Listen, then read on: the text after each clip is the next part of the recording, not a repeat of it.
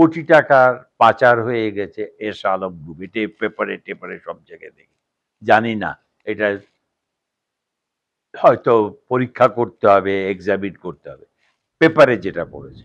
NASA group, Majumdar সাহেব ওয়াজ chairman of ব্যাব, ওনারও এইভাবে টাকা পাচার করেছেন। বেক্সিমকো গ্রুপ কিন্তু আছে এখানে, ব্যবসাও করতেছে, ভালো ব্যবসা করতেছে। সালমানের আলাদা করে হয়তো বা টাকা সে পাচার করেছে ইন্ডিভিজুয়াল ক্যাপাসিটি। তারপরে এখানে আখতারুজ্জামান বাবুর ছেলে, সেও কিন্তু এইভাবে টাকা নিয়ে লন্ডনে পাচার করে।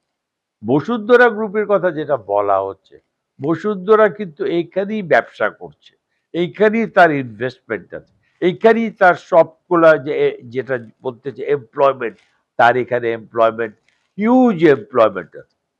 দেশে যদি এই টাকাগুলি থাকতো, এই যে টাকাগুলি পাচার হয়ে দেশে যদি এগুলি ইনভেস্টমেন্ট হতো, তাহলে কিন্তু আমার দেশের অনেক এমপ্লয়মেন্ট জেনারেশন হতো, আমার দেশের ইকোনমি ডেভেলপড হতো, আমরা আরো উচ্চতর স্থানে চলে যেতে পারতাম। আনফর্চুনেটলি সেটা হয় নাই, মুষ্টিমেয়। আরেকটা জিনিসও তুমি বলতেছিলে বোধহয় ভাই, যে সামিট গ্রুপও বাইরে ইনভেস্টমেন্ট করেছে। সিঙ্গাপুরে যে he became the richest person in Singapore. এগুলি কিন্তু পরীক্ষা করতে হবে সে কি অফিসিয়াল চ্যানেলে টাকা দিয়েছে না আনঅফিসিয়াল চ্যানেল টাকা করে। এটা তো আমরা পেপারে পড়তেছি এখন খালি, আমি নিজেও জানি না, বলতে পারবো না। পেপারটাই কোট করতে হয়, ডিফারেন্ট পেপারে পড়ার থেকে বলতেছি।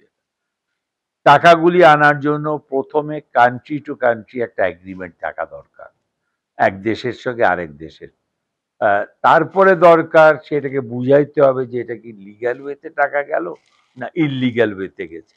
ইললিগ্যাল ওয়েতে যে টাকা যাবে সেই টাকাটা আমরা বলতে পারি, এটার জন্য হয়তো কেস হতে পারে, civil case, money laundering case, এগুলি হতে পারবে, এই দেশেও হবে বিদেশেও হবে। তারপরে একটা ডিসিশন হলে সেটা থেকে আসতে পারে, কোনো অসুবিধা। ফর এক্সাম্পল, যখন এই যে হ্যাকিং হইলো বাংলাদেশ ব্যাংকের, সেখানে যা শ্রীলঙ্কায় যে টাকাটা গেল সঙ্গে সঙ্গে we got back the money. কিন্তু যেটা ম্যানিলাই চলে গেছে, ফিলিপিনে চলে গেল ক্যাসিনোতে, সেখানে যেহেতু কোনো এগ্রিমেন্ট ছিল না, সেটা কিন্তু কেস করতে হয়েছে। Case pending in USA, case pending in Bangladesh, case pending in Manila. তো এগুলি না হলে পরে তো ওটা আসার সম্ভাবনা নাই। ওইটা, ওই যে উনি যেটা করেছে ডক্টর আতিয়ার, সে সময় যদি ওরা জানায় দিতেন তাহলে কিন্তু এই প্রবলেমটা হতো না। He did not inform. ওখানে ইন্ডিয়ান দুইজন আসলো, সুর চৌধুরী তখন ছিল deputy governor, there all made a ধরনের প্রবলেম, একটা হেস মানে শ্যাডোই সিচুয়েশন ঘটিয়ে এগুলি করিয়েছে। আস্তানা বলে একজনকে নিয়ে আসলো, সে বার করার জন্য কিভাবে কি হল, সে উল্টা সবকিছু ওয়াইপ আউট করে দিল। এটা জিনিসগুলো পেপারে পড়েছি, দেখেছি। তারপরে যে দুইজন গভর্নর আসে, ফজলুল কবির সাহেব and Abdul Rauf Chaudhry সাহেব, they are also did not do the right job. আমরা চাই যে অর্থনৈতিক মুক্তি আসলে আসল মুক্তি। তো এই মুক্তির জন্য আমাদের এই সমস্যাগুলো 15 বছরের যে অযোগ্যতা, সেখান থেকে বের হয়ে বাংলাদেশে ইনভেস্টমেন্ট, বাংলাদেশের ফ্যাক্টরি বন্ধ, বাংলাদেশের স্থবিরতা, ব্যবসা বাণিজ্য, আমদানি রপ্তানিতে কিভাবে আরো সচল হবে বলে আপনি? না, সত্যি আমি প্রশংসনীয় এই interim government under doctor Yunus ভালো কাজ করছে।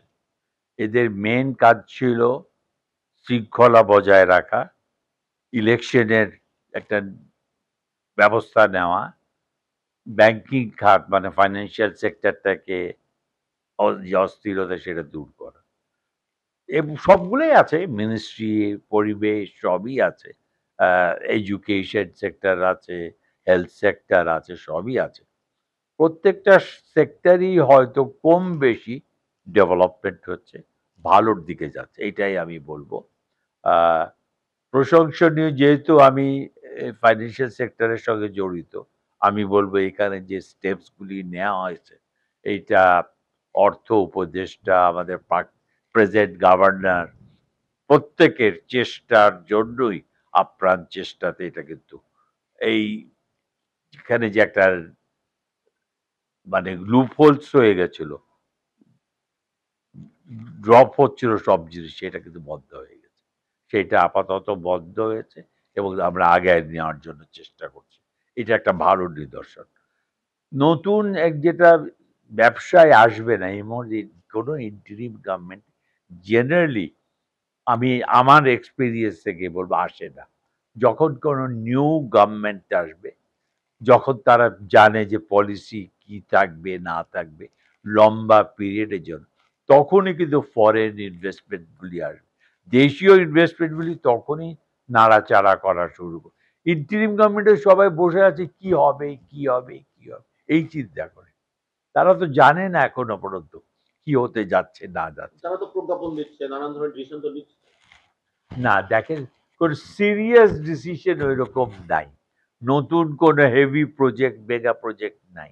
নতুন কোনো লাইসেন্সিং, ব্যাংক, এগুলি কোনো কিছু না। হ্যাঁ, তারা বলছে মার্জার, তারা বলেছে অ্যাকুইজিশন, এগুলি কিন্তু নিয়ম নীতির মাঝেই করতে হবে, স্লোলি গ্র্যাজুয়ালি।